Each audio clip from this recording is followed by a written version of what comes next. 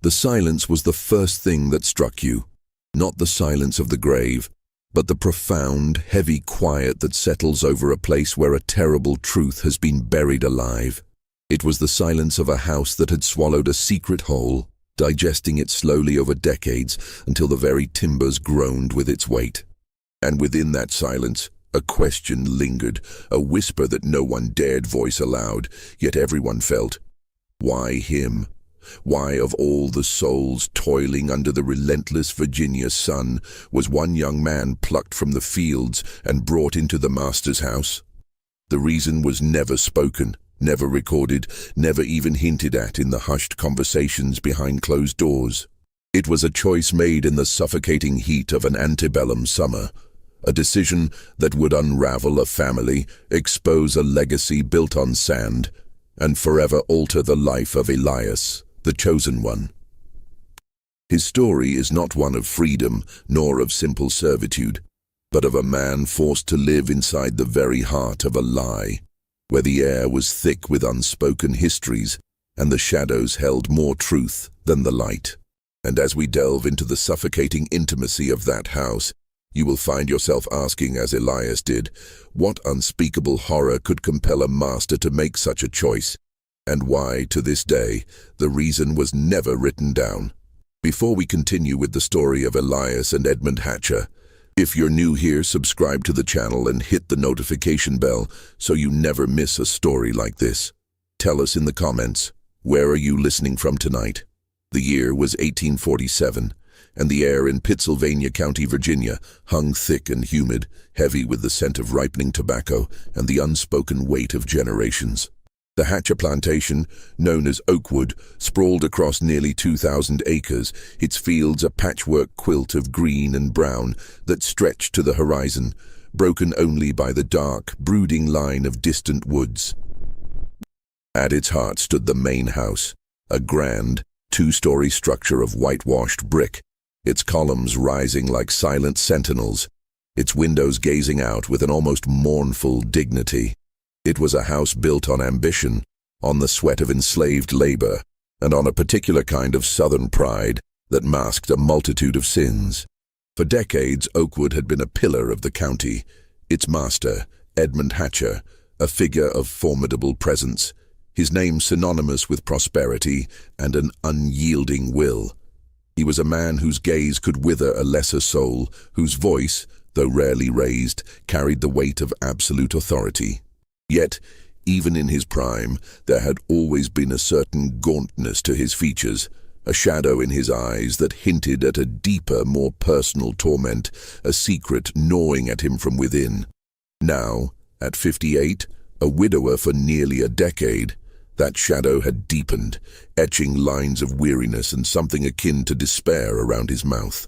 He moved through his grand house like a ghost. His presence felt more than seen, a silent, brooding force that permeated every corner of Oakwood. Elias, at 22, knew only the fields. His world had been defined by the rhythmic swing of the hoe, the sharp, acrid smell of tobacco leaves, the relentless sun beating down on his back, and the camaraderie of shared suffering in the slave quarters.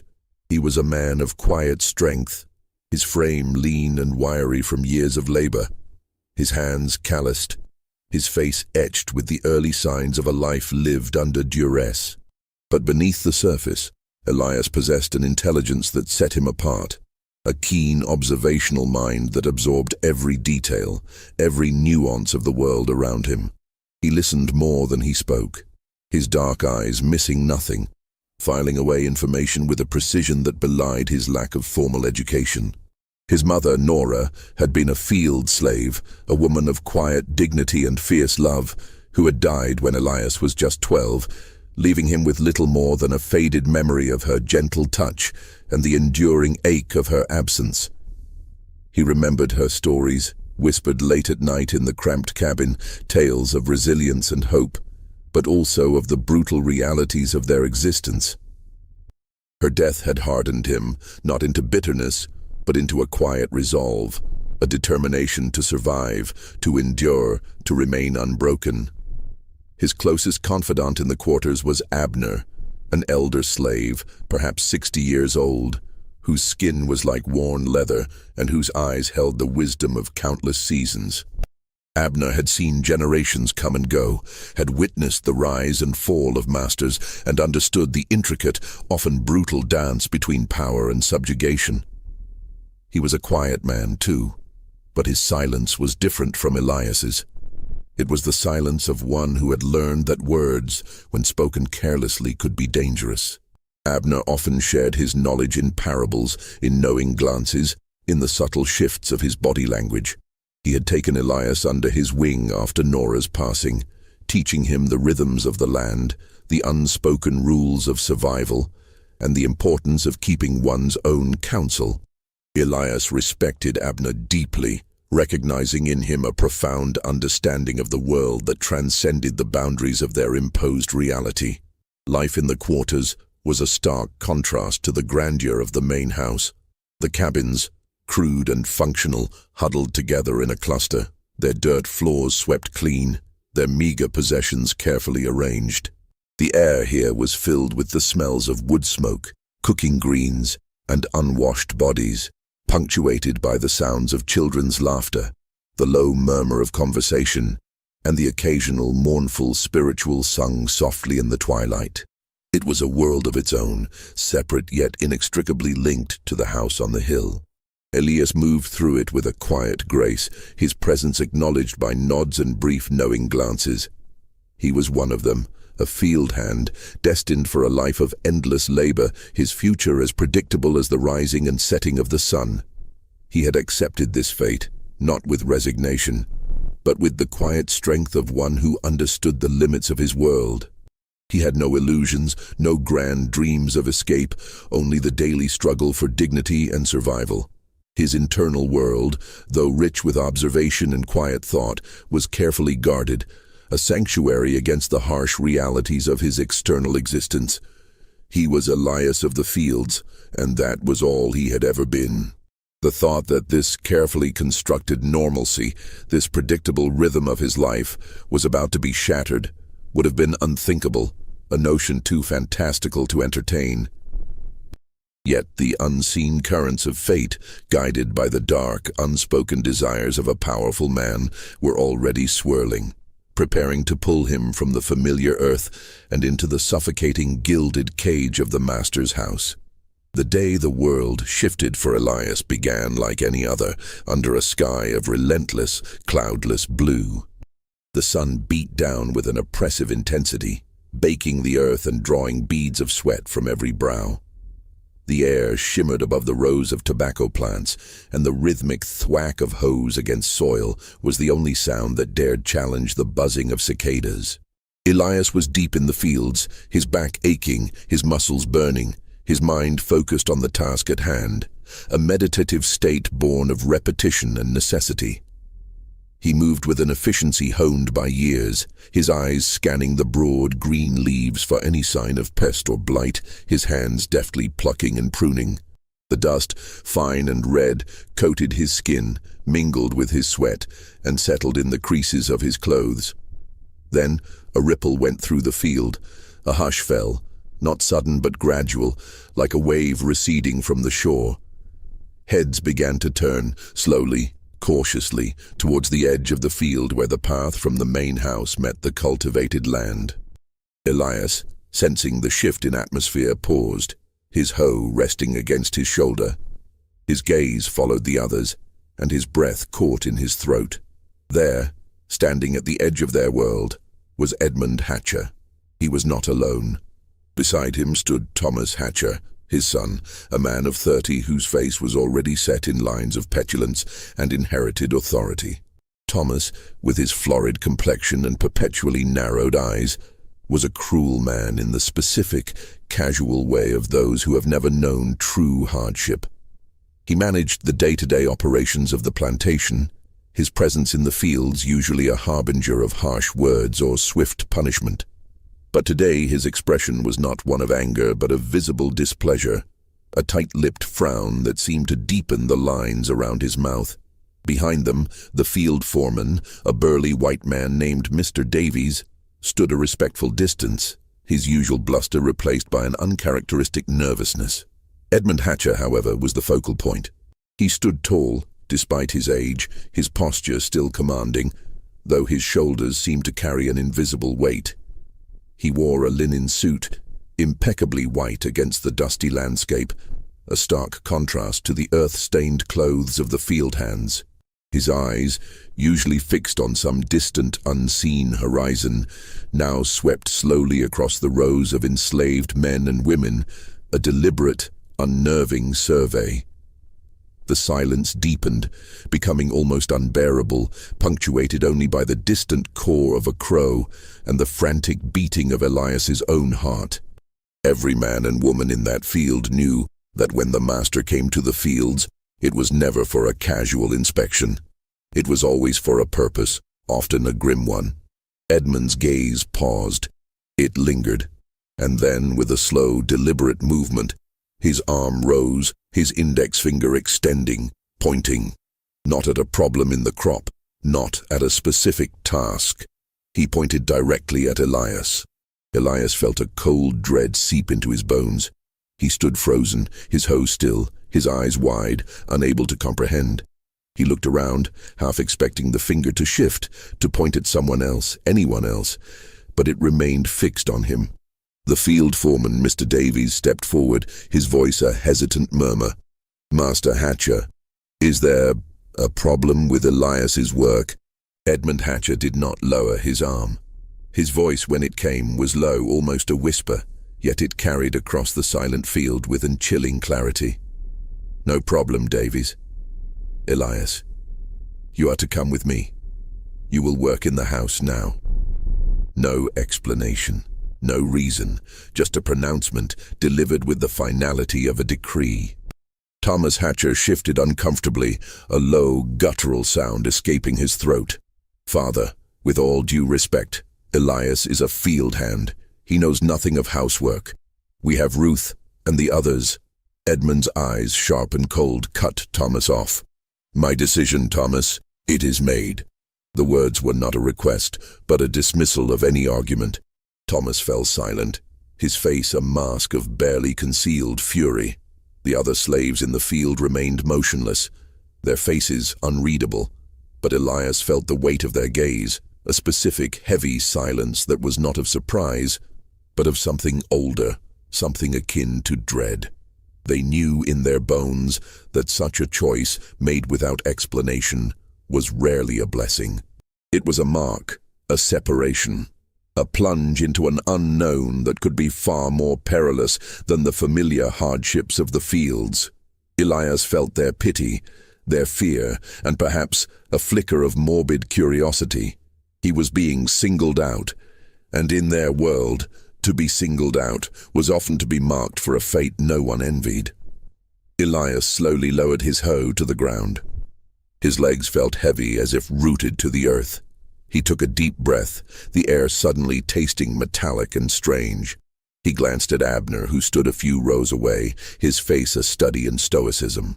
But in Abner's eyes, Elias saw a flicker of profound concern, a silent warning. "Come, Elias," Edmund Hatcher said, his voice now softer, almost coaxing, a tone Elias had never heard directed at him before. It was more unsettling than any command. Elias walked, his steps stiff, his mind a whirlwind of confusion and fear. He left the familiar scent of tobacco and dust, the comforting rhythm of shared labor, and walked towards the imposing figure of the master, towards the grand house that had always been a distant, untouchable presence. As he passed Thomas, he felt the younger Hatcher's hostile gaze, a palpable wave of resentment that promised future trouble. The walk to the house was a blur. The world seemed to tilt on its axis. The sounds of the fields faded, replaced by the crunch of gravel underfoot, the rustle of leaves in the manicured gardens, and the unsettling quiet of the master's domain. He was led through a side entrance, into the cool, shadowed interior of the house, a place he had only ever glimpsed from afar. The air inside was different, cooler, heavier, scented with beeswax, old paper, and something indefinable, something that spoke of secrets and long-held histories. Ruth, a house slave in her mid-30s, Her face, a mixture of apprehension and a strange, guarded sympathy, met them in the back corridor. She had worked inside the house for years, her movements quiet and efficient, her eyes accustomed to seeing everything while appearing to see nothing. She was a woman who understood the intricate, unspoken rules of the house, and her presence now was a silent testament to the gravity of Elias's new situation.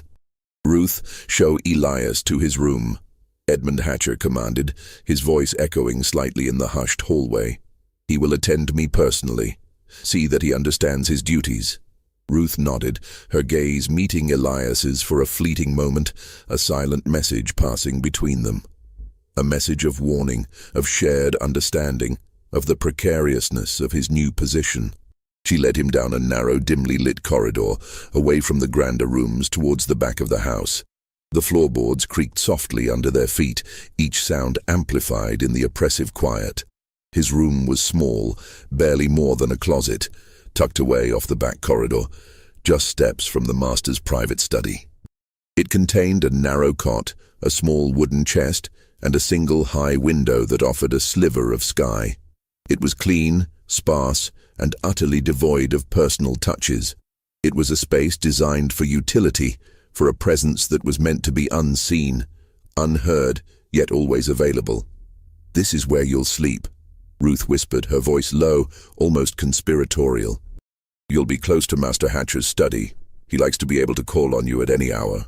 Her eyes held a deep, unsettling knowing. "You listen. You learn. You keep your mouth shut. And you watch." Elias nodded, his throat tight, unable to speak. He looked around the tiny room, feeling the walls close in on him. The air was still, heavy, carrying the faint scent of old wood and something else, something metallic and cold, like fear. That first night inside the house was a torment. The sounds were alien, magnified in the darkness. The creak of floorboards above, the distant chime of a grandfather clock, the rustle of leaves outside the window, the soft, almost imperceptible murmur of voices from other parts of the house. He lay on the cot, his body stiff, his mind racing, trying to make sense of the inexplicable choice that had plucked him from his familiar world. He felt like a bird, trapped in a gilded cage, the bars invisible but no less real. He could feel the presence of the house around him, a living, breathing entity filled with secrets. And then he heard it, a soft, almost imperceptible sound from the master's study, just beyond his wall. A sigh, a clink of glass, and then a long, drawn-out silence. Elias knew, with a chilling certainty, that Edmund Hatcher was awake, just as he was.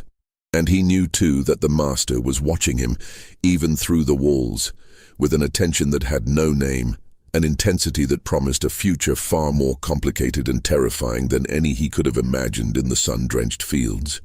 The reason for his selection remained a terrifying void, a question mark hanging over his head, and the silence of the house seemed to mock his desperate need for understanding. Weeks bled into months, each day inside the house a slow, deliberate unraveling of Elias's former life.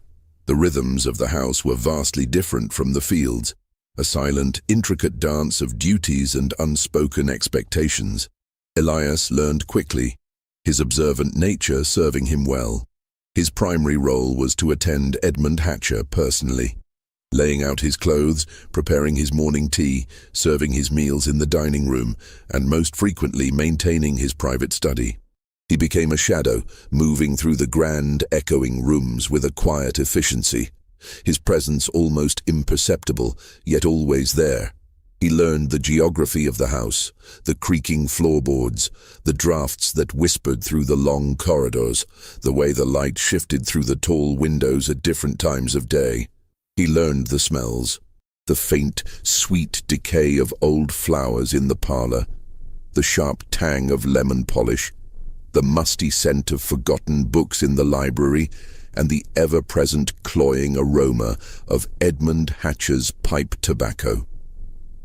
But more than the physical space, Elias learned the emotional landscape of the Hatcher family, a terrain as treacherous and unpredictable as any wilderness.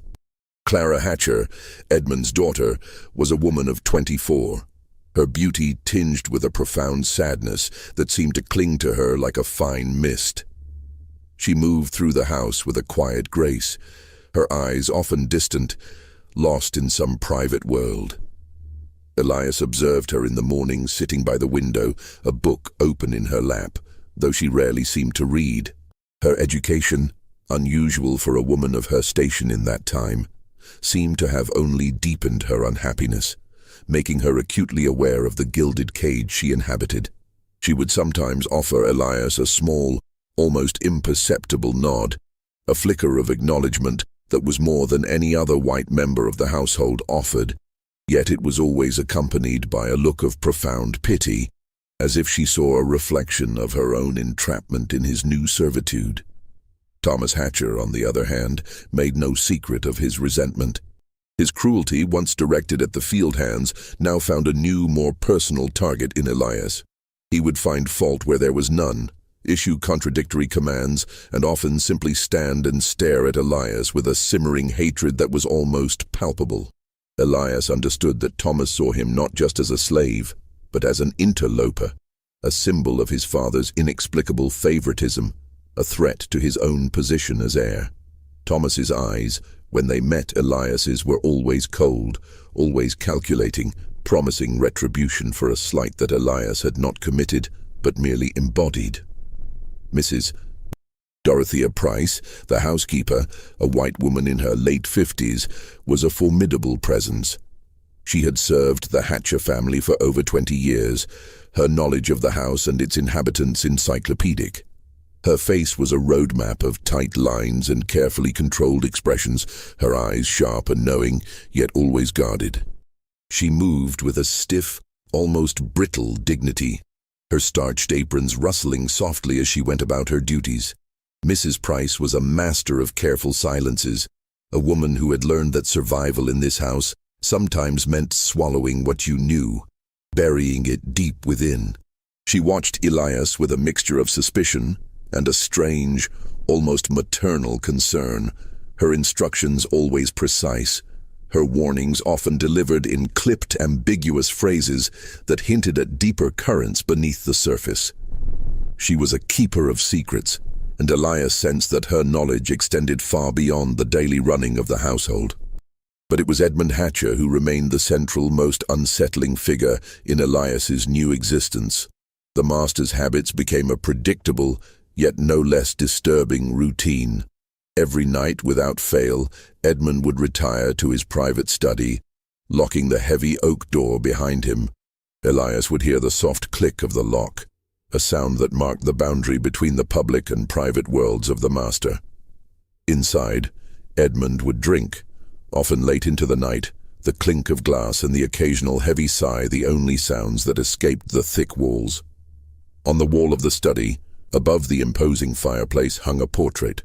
It was of a woman, her features soft yet strong, her eyes possessing a luminous quality that seemed to follow Elias as he cleaned the room. She was beautiful, dressed in a simple, elegant gown, her dark hair pulled back from a high forehead. No one in the house ever spoke her name. It was simply the portrait, a silent, beautiful ghost that presided over Edmund's solitary hours. Elias often caught Edmund staring at it, his face a mask of profound sorrow, a raw, unguarded emotion that was rarely seen in the master's public demeanor. Most disturbing of all was the way Edmund sometimes stopped in the middle of a sentence, his gaze drifting from whatever he was doing to fix on Elias. It was not a look of anger, nor of simple command. It was an intense, almost obsessive stare, an expression that had no name in the language of masters and enslaved men. It was a look of profound contemplation, of searching, as if Edmund were trying to find something in Elias's face, something he had lost, or perhaps something he desperately wished to see. Elias would stand motionless, his heart pounding, feeling the weight of that gaze, the unspoken questions behind it. He learned to keep his own face impassive, his eyes downcast, revealing nothing of the turmoil within. He became a blank canvas, a mirror reflecting nothing back to the master, hoping to deflect the unsettling intensity of that stare. Elias, with his keen observational mind, began to keep a mental record of everything. The subtle shifts in Mrs. Price's tone, the way Clara's eyes would linger on the portrait, the venom in Thomas's voice, and most of all, the master's unsettling gaze. He pieced together fragments, like a mosaic slowly forming in his mind, though the full picture remained elusive, shrouded in the house's pervasive silence. One Sunday, during the brief respite allowed to the enslaved, Elias managed to slip away to the quarters. He found Abner sitting outside his cabin, whittling a piece of wood, his movements slow and deliberate. Elias sat beside him, the familiar smells of wood smoke and earth a welcome balm after the perfumed air of the house. He spoke little, but Abner, with his deep understanding, sensed the change in him. "Boy," Abner said, his voice a low rumble, not looking up from his work. "You've been chosen for something." He paused, the knife carving a delicate curl from the wood. "And nothing that man chooses comes free." Elias looked at the old man, his eyes searching. "What do you mean, Abner?" Abner finally looked up, his ancient eyes meeting Elias's. "That house, it ain't just brick and timber, it got its own kind of hunger. And Master Hatcher, he got his own kind of ghosts. You in there now, Elias. You ain't just serving him, you serving his secrets. And secrets, boy, they got a price." He returned to his whittling, the message delivered, clear and chilling. Elias returned to the house that evening, Abner's words echoing in his mind. He was not just a servant, he was a witness. He was not just living in the house, he was living inside its secrets. And the master's gaze, once merely unsettling, now felt like a brand, marking him as part of a story he did not yet understand, a story that promised to be far more sinister than any he could have imagined. The silence of the house, once merely oppressive, now felt like a living entity, a suffocating blanket woven from decades of unspoken truths, and Elias, now at its very heart, was beginning to feel its crushing weight. The turning point came on a Tuesday, a day that began like any other, yet ended with the world irrevocably altered for Elias.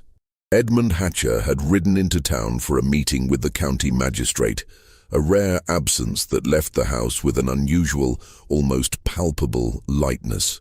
Elias was tasked with his usual duties in the study, dusting the heavy mahogany desk, polishing the brass fixtures, and tidying the stacks of ledgers and correspondence. The room, usually imbued with the master's brooding presence, felt strangely empty, almost vulnerable. As Elias meticulously wiped down the surface of the desk, his cloth snagged on something. He looked down. A small, ornate drawer, usually kept locked, was ajar, barely a sliver but enough to catch the light. Edmund, in his haste, had left it unlocked. A tremor ran through Elias. He knew instinctively that this was a boundary he should not cross, a forbidden space. Yet the magnetic pull of the unknown, the desperate need to understand the master's unsettling gaze, the house's pervasive silence, was too strong to resist. Abner's words, "Nothing that man chooses comes free," echoed in his mind. He felt a profound sense of foreboding, but also an undeniable, almost reckless curiosity. His heart pounded against his ribs as he glanced around the empty room, then down the silent corridor. No one. He took a deep, shaky breath, and with trembling fingers gently pulled the drawer open further. Inside, nestled beneath a layer of yellowed parchment, lay a small bundle of letters, tied with a faded blue ribbon. They were not official documents, not business correspondence.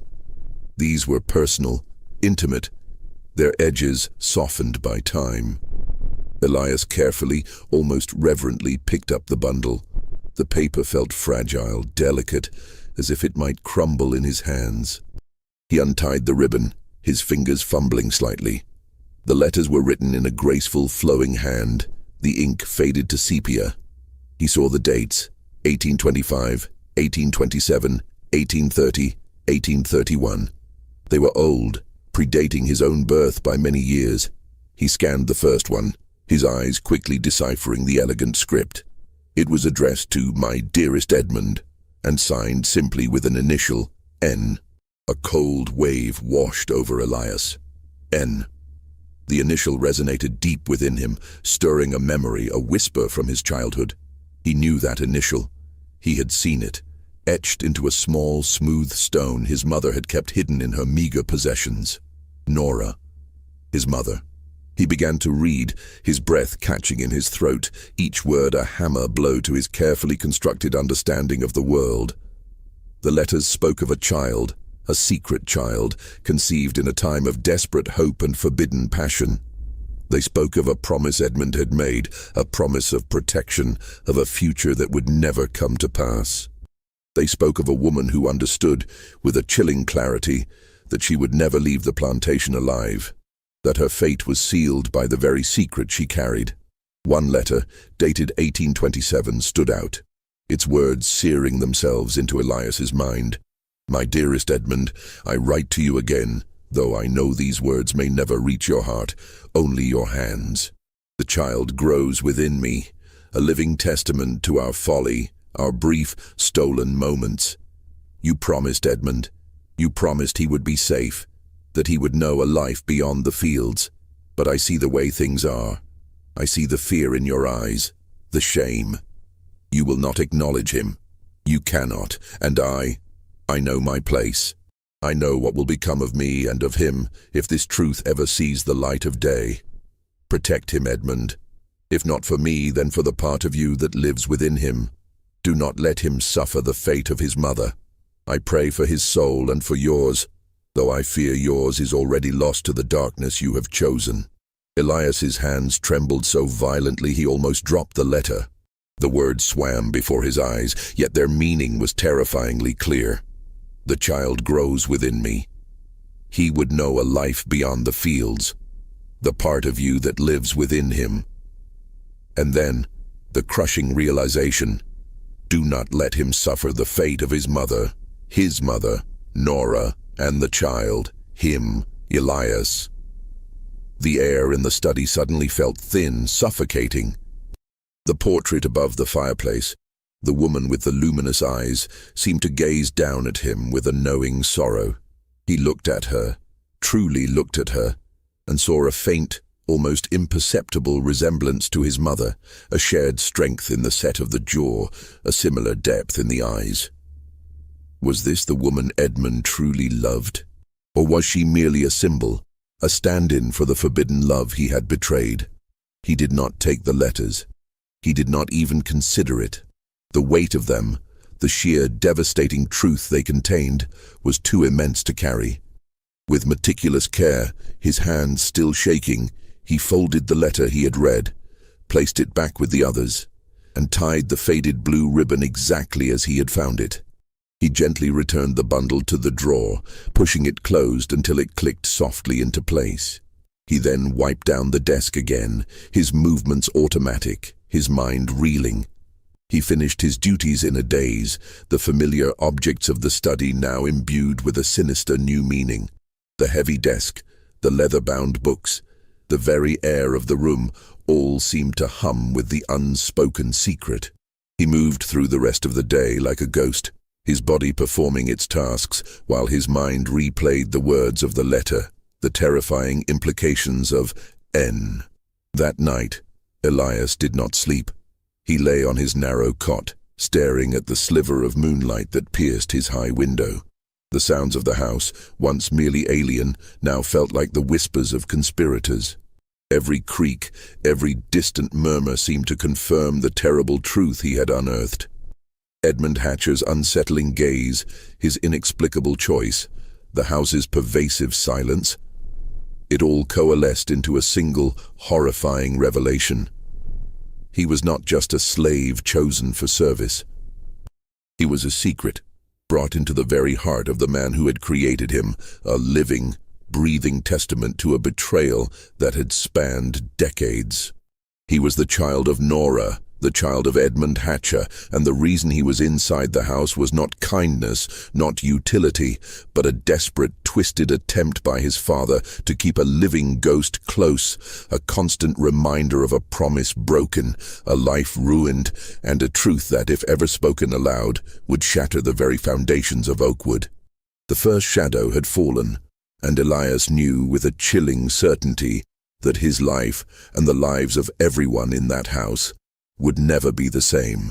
The revelation of the letters, the undeniable truth of his parentage, did not explode within Elias.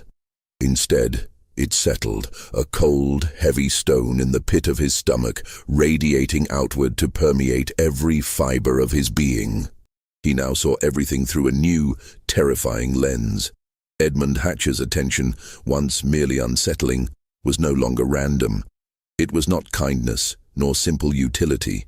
It was the gaze of a man haunted, a man who could not stop looking at the face of a woman he had wronged, a woman now dead, a face he saw every time he looked at the son he had never acknowledged. Elias was not just a servant. He was a living, breathing accusation, a constant, silent reminder of Edmund's deepest shame. The entire architecture of the house took on a new, sinister meaning. The grand columns, the polished floors, the heavy draperies, they were not just symbols of wealth, but the elaborate facade of a lie. The silence that permeated Oakwood was no longer just the quiet of a well-run household. It was the suffocating silence of complicity, of unspoken truths, of a secret so profound it had warped the lives of everyone within its walls. Elias felt as though he were living inside a tomb, where the air was thick with the ghosts of the past, and he, the unacknowledged son, was the most potent ghost of all. He began to observe the others with a heightened sensitivity, searching for confirmation, for any sign that they too knew. And slowly, subtly, the pieces began to fall into place. Ruth, the house slave, who had watched his arrival with a mixture of sympathy and dread, now seemed to regard him with a deeper, more profound sorrow. In fragments, in hushed tones when they were alone in the pantry or the laundry room, she began to confirm what Elias had suspected. "Nora, she wasn't always in the fields, you know," Ruth whispered one afternoon, her eyes darting nervously towards the door. "There was a time, long before you were born, she was in the house, a seamstress, Master Hatcher. He had a fondness for her work." Ruth's words were carefully chosen, veiled, but the implication hung heavy in the air. She spoke of a time when things were different, a time before the current Mrs. Hatcher, a time when Nora had been closer to the master, a time when the lines between master and enslaved woman had blurred in the dangerous intimacy of the house. Ruth never said more, but her knowing glances, her sudden silences, spoke volumes. She had been there, or heard the whispers from those who had. Mrs. Price, the housekeeper, with her tightly controlled expressions, now seemed to carry an even heavier burden. Elias noticed the way her gaze would sometimes linger on him, a flicker of something akin to guilt or regret in her usually impassive eyes. She would sometimes sigh, a deep, weary sound, when Edmund was particularly withdrawn, or when Thomas was especially cruel. Elias understood that Mrs. Price knew. She had been with the family for decades, a silent witness to the unfolding drama, a keeper of the house's darkest secrets. Her careful silences were not just a habit. They were a shield, a survival mechanism in a house built on lies. Even Dr. Nathaniel Graves, the Hatcher family physician who visited the plantation occasionally, seemed to carry a piece of the secret. Elias observed the way Dr. Graves would sometimes exchange a brief, almost imperceptible glance with Edmund, a look of shared understanding that bypassed words. He noticed the doctor's discomfort when Nora's name was inadvertently mentioned by an older field hand, a quick, almost imperceptible tightening of his jaw. Dr. Graves, a man of science and discretion, was clearly privy to the family's hidden history, his medical knowledge perhaps extending beyond physical ailments to the deeper psychological wounds of the Hatcher household. And Thomas, his simmering resentment towards Elias now made chilling sense. Thomas knew, or at least suspected, his cruelty was not just the casual brutality of a master, but the targeted malice of a man who saw a living affront to his legitimacy, a constant reminder of his father's transgression. His hatred for Elias was rooted in a profound insecurity, a fear that his own inheritance, his own claim to the Hatcher name, was somehow tainted by the presence of his unacknowledged half-brother. Clara, Edmund's daughter, with her quiet sadness, also took on new meaning. Her education, her quiet rebellion against the strictures of her world, now seemed to be intertwined with the house's secret. Elias recalled her small, almost imperceptible nods, her looks of profound pity. He realized now that she had been trying, in her own way, to protect him, to offer a silent solace, without ever being able to say why. She too was trapped by the secret, a prisoner of her father's shame, and her sadness was the burden of a truth she could not speak. The weight of this knowledge, this shared, unspoken history, pressed down on Elias. He walked through the house, performing his duties, but his mind was a maelstrom of emotions. Grief for his mother, anger at Edmund, a profound sense of injustice, and a chilling fear for his own future. He was no longer just Elias of the fields. He was Elias, the secret, the living embodiment of Edmund Hatcher's sin. One evening, as dusk bled into night, Edmund Hatcher summoned Elias to the study. The air was heavy, thick with the scent of whiskey and pipe tobacco. Edmund sat in his high-backed leather chair, a glass in his hand, his face shadowed by the dim light of the single lamp. Elias stood before him, his heart pounding, knowing this was not a summons for a simple task. This was different. This was the moment. Edmund drank deeply, the ice clinking softly against the glass. He did not look at Elias directly, his gaze fixed on the flickering flame in the fireplace. The silence stretched, long and agonizing, punctuated only by the crackle of the fire and the distant chirping of crickets. Elias waited, his face impassive, his body rigid, prepared for whatever truth might finally emerge. When Edmund finally spoke, his voice was low, raspy, almost a whisper. But it was not about the letters. It was not about Nora. It was not about the truth. He spoke around it, in the oblique, circuitous language of men who cannot say what they mean, who are too consumed by shame and pride to utter the words that would set them free. "This land, Elias," Edmund began, his voice barely audible. "It is more than just soil and crops. It is a legacy, a name. It is what a man leaves behind." He paused, taking another long swallow of whiskey. "My father, he built this, from nothing, and I have kept it, maintained it, added to it."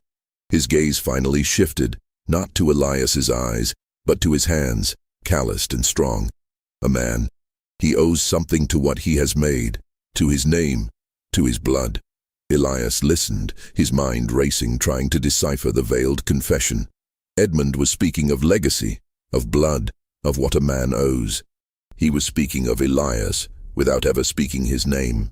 He was acknowledging the connection, the shared blood, without ever uttering the words son or father. "There are obligations," Edmund continued, his voice growing fainter, as if the words themselves were a physical burden. "To the past, to the future, to order." He gestured vaguely around the study, at the books, the ledgers, the symbols of his carefully constructed world. Order must be maintained, at all costs. Elias said almost nothing. He simply stood, a silent, unmoving presence, absorbing every word, every nuance, every unspoken truth. He understood. Edmund was not confessing. He was justifying. He was not seeking forgiveness. He was seeking understanding for the choices he had made, the order he had preserved, even at the cost of a life, even at the cost of his own soul. He was acknowledging Elias's existence, his place in the legacy, but only within the confines of the established order, the order that had denied him his name, his freedom, his rightful place. When Edmund finally dismissed him with a weary wave of his hand, Elias turned and left the study, the heavy oak door closing softly behind him. But something had shifted between them. An acknowledgement without words, a recognition without confession. The silence that had once been a barrier was now a shared space, a suffocating intimacy born of a terrible unspoken truth. Elias knew, with a chilling certainty, that he was not just living in the house, he was living inside Edmund Hatcher's conscience, a constant, silent tormentor, a living ghost of a past that refused to stay buried. The weight of this silence, this profound, shared secret, was almost unbearable, and Elias knew with a sinking heart that it would only grow heavier with time. If this story is already making the hair on the back of your neck stand up, you're not alone. Hit that like button to let us know you're still with us.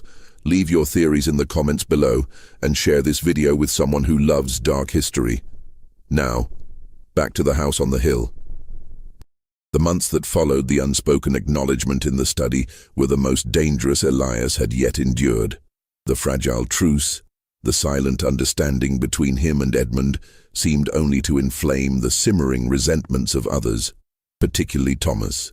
The house, once a place of oppressive quiet, now felt like a pressure cooker, its cracks slowly widening under the strain of its hidden truths. Thomas Hatcher, his face perpetually flushed with anger and drink, began to actively move against Elias. His accusations grew bolder, his cruelties more pointed. He would accuse Elias of petty thefts, a missing silver spoon, a misplaced ledger, knowing full well they were lies. He would deliberately assign Elias impossible tasks, then berate him for his failure. His ultimate goal was clear: to have Elias sent back to the fields, or worse, sold to another plantation, to remove the living affront to his own legitimacy. "He's insolent, father," Thomas would bellow, his voice echoing through the dining room during meals, his eyes fixed on Elias. "He's not suited for housework. He belongs with the others." Edmund, however, would merely sigh, a weary, dismissive sound, and wave his hand, always protecting Elias, always keeping him close, a decision that only fueled Thomas's rage. Elias learned to anticipate Thomas's attacks, to deflect them with a quiet stoicism, knowing that any reaction would only provide Thomas with the justification he sought. He moved through the house with a heightened sense of vigilance, every shadow a potential threat, every corner a possible ambush. The visits of Dr. Nathaniel Graves, once infrequent, seemed to become more regular. Edmund's health, always precarious, seemed to be declining more rapidly, his gauntness more pronounced, his cough deeper. During one such visit, Elias, tasked with bringing fresh water to the study, overheard a fragment of conversation that chilled him to the bone. The door was slightly ajar, and Dr. Graves's voice, usually calm and measured, was laced with a rare urgency. "Edmund, Doctor," Graves said, his tone low. "You cannot keep him here indefinitely. It is unnatural and dangerous for everyone involved." Edmund's reply was a low growl. "He stays. He is mine to keep. But the implications, Edmund, the risk, if word ever got out, if anyone ever truly pieced it together." Dr. Graves's voice trailed off, but the unspoken words hung heavy in the air. "If anyone knew he was your son, you made a decision years ago to keep him close, not to free him, not to acknowledge him, just close. Like a secret you can't destroy. But secrets have a way of festering, Edmund. They poison everything." Elias froze, the pitcher of water heavy in his hands. He heard Edmund's heavy sigh, then the clink of glass. "I know the risks, Nathaniel. I live with them every day. But I cannot send him away, not now." The conversation ended abruptly as Edmund coughed, a deep, rattling sound. Elias quickly retreated, his mind reeling. Dr. Graves's words confirmed everything. Edmund had made a conscious decision years ago to keep Elias close, to have him within his sight, a living penance, a constant reminder of his sin, but never to truly acknowledge him. It was a twisted form of possession, a desperate attempt to control a truth he could not face. The house, already a repository of secrets, began to show deeper cracks. Mrs. Price, the stoic housekeeper who had carried the weight of the Hatcher family's hidden history for decades, slowly began to unravel. The strain of her knowledge, the constant vigilance required to maintain the facade, was finally taking its toll.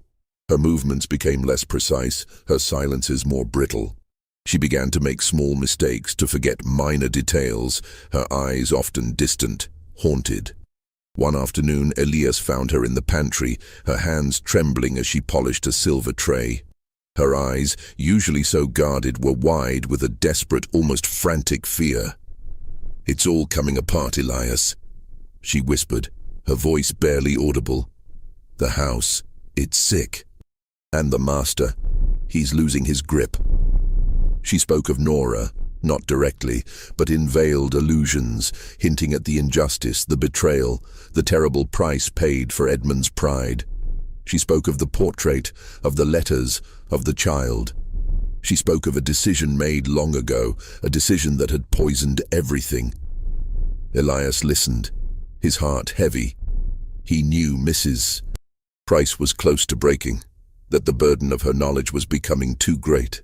He tried to offer a silent comfort, a steady presence, but he knew it was futile. The house was indeed sick, and its sickness was contagious. A week later, Mrs. Price was found dead in her bed. The official cause, pronounced by Dr. Graves, was a sudden heart ailment. But Elias knew better. He had seen the fear in her eyes, the way she had been teetering on the edge of revealing too much. He had heard the hushed, urgent conversations between Edmund and Thomas in the days leading up to her death. He knew, with a chilling certainty, that Mrs. Price had been silenced. Not with violence, perhaps, but with a calculated, insidious pressure, a fear so profound it had stopped her heart. Her death was a stark, brutal reminder that the secret that made him chosen also made him dangerous. He was not safe. The truth he carried was a weapon, and those who knew it, or threatened to reveal it, paid the ultimate price. Clara Hatcher, her face pale and drawn, sought Elias out in the garden one evening, her voice a low, urgent whisper. "Elias," she said, her eyes wide with genuine fear, "you must be careful, more careful than you have ever been. My father, he is capable of anything to protect his name, and Thomas, he is a viper." She looked around nervously, as if expecting to be overheard. Mrs. Price, her death was no accident. Not truly. She knew too much. And now you are the one who knows. Her hand, usually so delicate, gripped his arm with surprising strength. "Be careful, Elias, for your own sake, for Nora's sake." Her words, spoken with such raw, uncharacteristic fear, confirmed his darkest suspicions.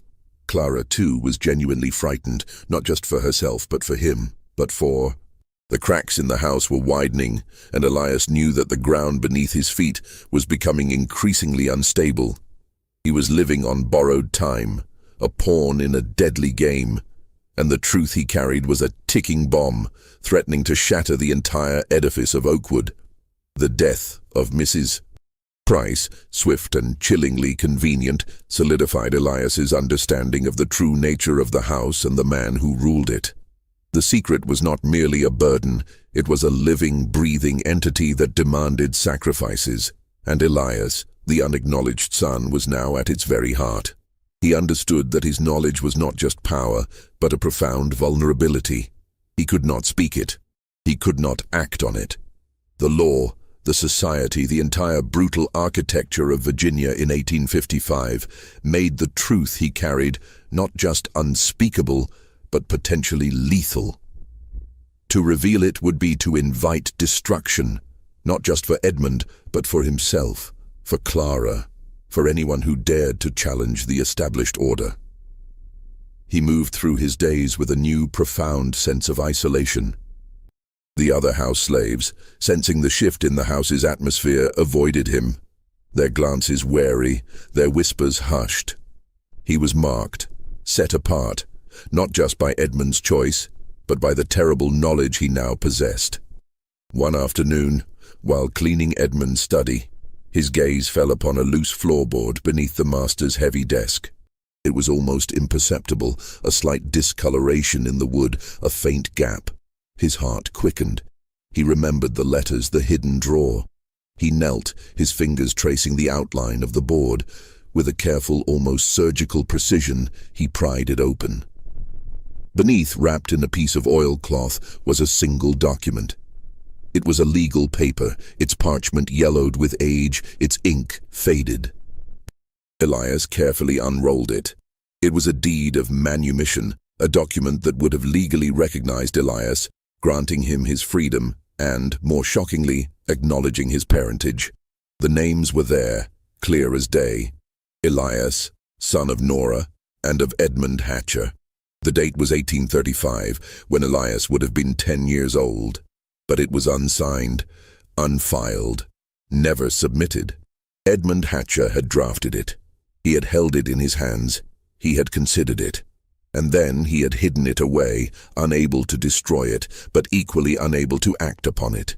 It was a testament to his profound internal conflict, his desperate struggle between a flicker of conscience and the crushing weight of societal expectation, of pride, of shame. He could not bring himself to acknowledge his son, to shatter the carefully constructed facade of his life, to risk the scandal that would surely follow. But he also could not bring himself to completely erase the truth, to destroy the only legal recognition of Elias's existence. So he had buried it, like so many other truths, beneath the floorboards of his study, a silent, agonizing testament to his cowardice and his enduring, twisted attachment to the secret. Elias held the document in his hands, the paper rustling softly, a ghost of a chance, a phantom future. He thought of his mother, Nora, her quiet strength, her fierce love, her desperate plea in the letters for her son to know a life beyond the fields. He thought of the 22 years of his life, lived in the shadow of a secret that was always about him, a truth that had defined his very existence without his knowledge. He thought of the injustice, the profound, soul-crushing injustice of it all. This piece of paper, this unsigned decree, represented everything he had been denied, everything his mother had hoped for him. A wave of profound grief, mixed with a cold, burning anger, washed over him. He could have been free. He could have had a name, a recognized lineage. He could have had a life. But Edmund Hatcher, his father, had chosen shame over honor, pride over justice, silence over truth. He stood there for a long time, the document in his hands, the weight of it immense. He could take it. He could expose Edmund. He could shatter the house, the family, the entire carefully constructed world of Oakwood. But what would it gain him? A brief, violent upheaval, followed by what? Retribution, a life on the run, the destruction of Clara's fragile peace, the confirmation of Thomas's darkest fears. In this world, in this time, a black man, even one with a white father, had no legal recourse, no true justice. The truth, in this context, would not liberate. It would only destroy. With a heavy heart, Elias carefully folded the document, placed it back in its oilcloth wrapping, and returned it to its hiding place beneath the floorboard. He pressed the board back into place, ensuring it was perfectly aligned, leaving no trace of his discovery. He said nothing. He spoke to no one. But something in him was now permanently different.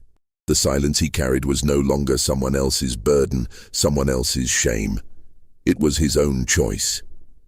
He had seen the truth, held it in his hands, and consciously decided to bury it again, not out of fear, but out of a profound understanding of the world he inhabited. He would carry this truth, not as a weapon, but as a shield, a silent knowledge that would guide his path. The weight of the truth was immense. But Elias, forged in the crucible of Oakwood's secrets, was now strong enough to bear it, knowing that some battles were not fought with words or documents, but with an enduring, silent will. Just when we thought we understood what Edmund Hatcher was hiding, the truth reveals itself as something far more disturbing than any of us could have imagined. If this story is giving you chills, share this video with a friend who loves dark mysteries, hit that like button to support our content, and don't forget to subscribe so you never miss stories like this. Let's discover together What happens next? The year 1861 arrived like a storm front, dark and ominous, bringing with it the thunder of distant cannons and the chilling winds of war. The fragile peace that had long masked the deep fissures in American society and within the Hatcher household finally shattered. The Civil War began, and its brutal reality began to tear at the very fabric of Oakwood. The plantation, once a symbol of prosperity, began to fracture. The fields, once meticulously tended, showed signs of neglect as the labor force dwindled. Some fleeing north, others pressed into service for the Confederate cause.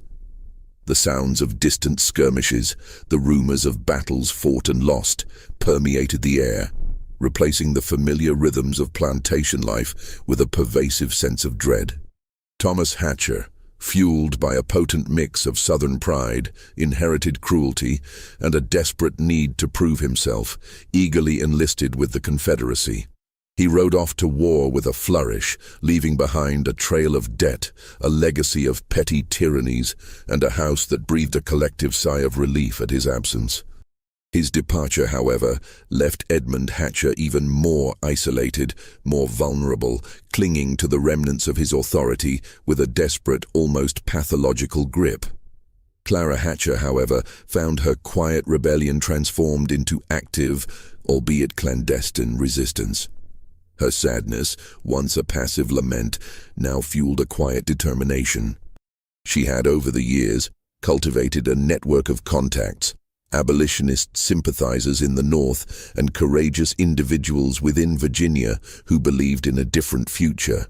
Under the cloak of night, with a quiet courage that belied her delicate appearance, she began to help several enslaved individuals from Oakwood and neighboring plantations escape north, guiding them to safe houses, providing them with what little resources she could spare. Elias, observing her furtive movements, her hushed conversations, understood her purpose, and a silent mutual respect grew between them, a shared understanding of the moral rot that permeated their world. He never spoke of what he saw, but his silent acknowledgement was a comfort to Clara, a rare moment of shared truth in a world of lies. Edmund Hatcher, now aged and diminished, seemed to shrink within his grand house. The war, the loss of his son to its uncertain embrace, the dwindling productivity of his land, the erosion of his social standing, all these external pressures seemed to accelerate his internal decay. He clung to Elias with an almost pathological desperation. Elias was no longer just a servant, no longer just a secret.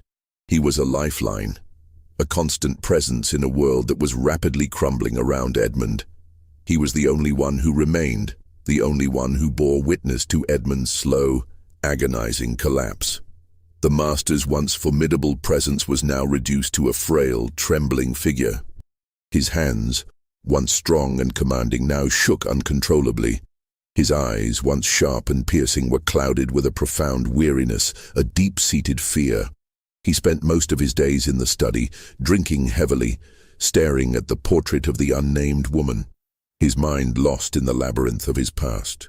One particularly bleak evening, as the sounds of distant cannon fire rumbled like an angry god across the Virginia landscape, Edmund Hatcher summoned Elias to the study.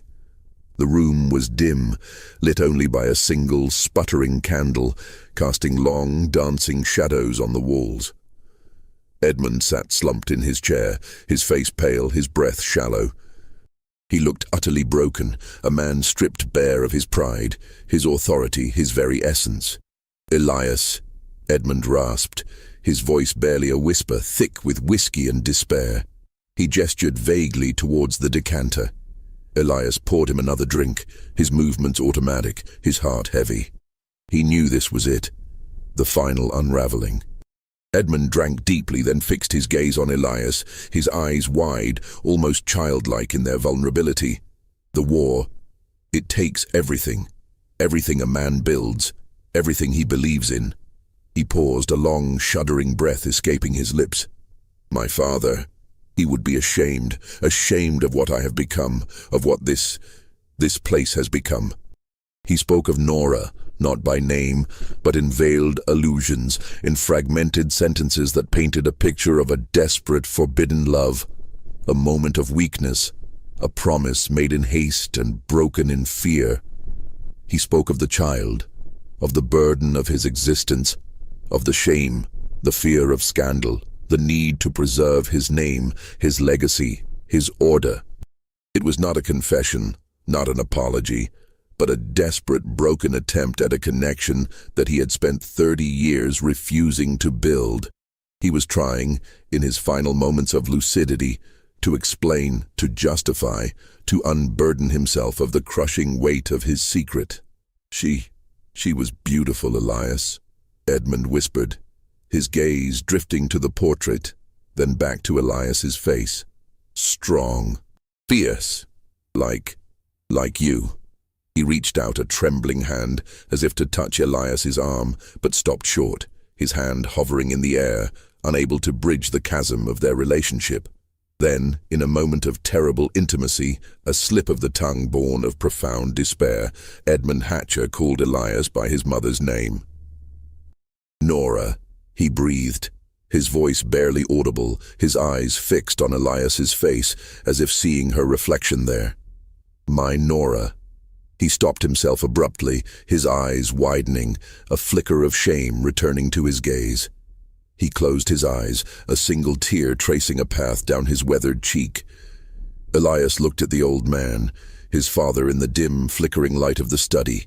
He said nothing. Not because he had nothing to say, not because he felt no emotion, but because some truths, spoken aloud in a world like this, did not liberate anyone. They only destroyed.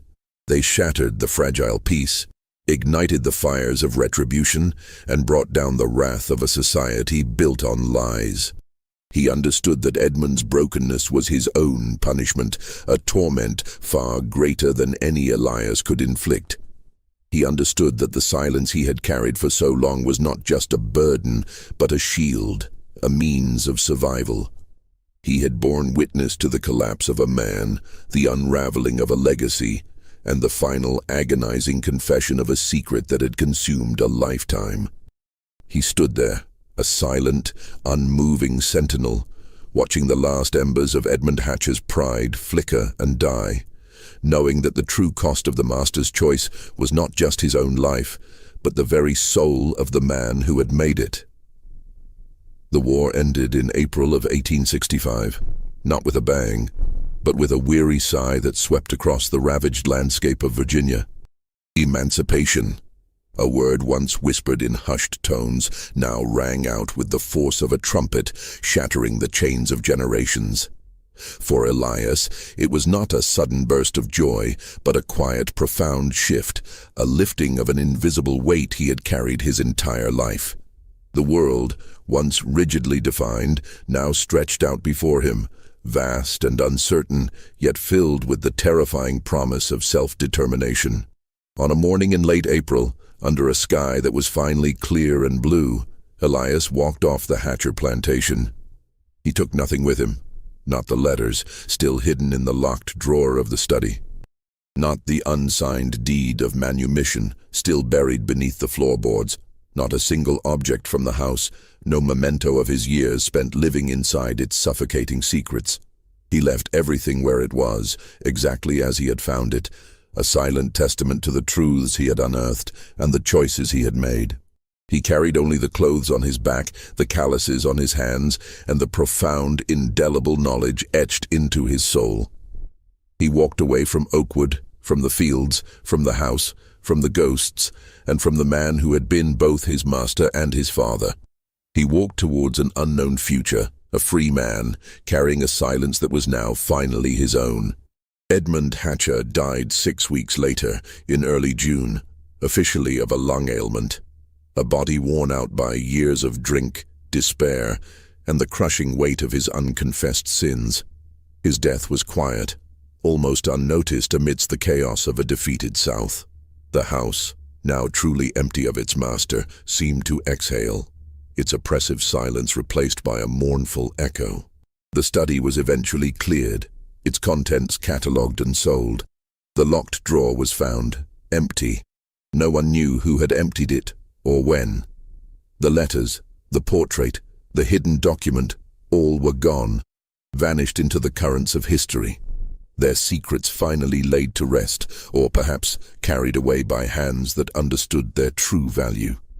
Clara Hatcher, her spirit finally unbound by the death of her father and the end of the war, left Virginia shortly after Edmund's passing.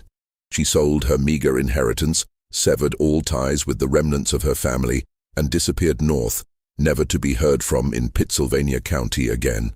Her quiet rebellion had found its ultimate expression in freedom, a life lived far from the shadows of Oakwood. Thomas Hatcher returned from the war a broken man, his swagger replaced by a haunted emptiness. He tried to salvage what remained of the plantation, but the land, like the family, was too fractured to heal. He sold off parcels, piece by piece, until nothing was left of the once grand Oakwood. He, too, eventually disappeared into history, his name fading into the annals of a lost cause, his cruelty ultimately consuming him. And the reason Edmund Hatcher chose Elias to live inside the house. It was never written down, not in any county record, not in any church register, not in any letter that survived the ravages of time and war. It died with Edmund, a secret too shameful, too profound, too dangerous to ever commit to paper.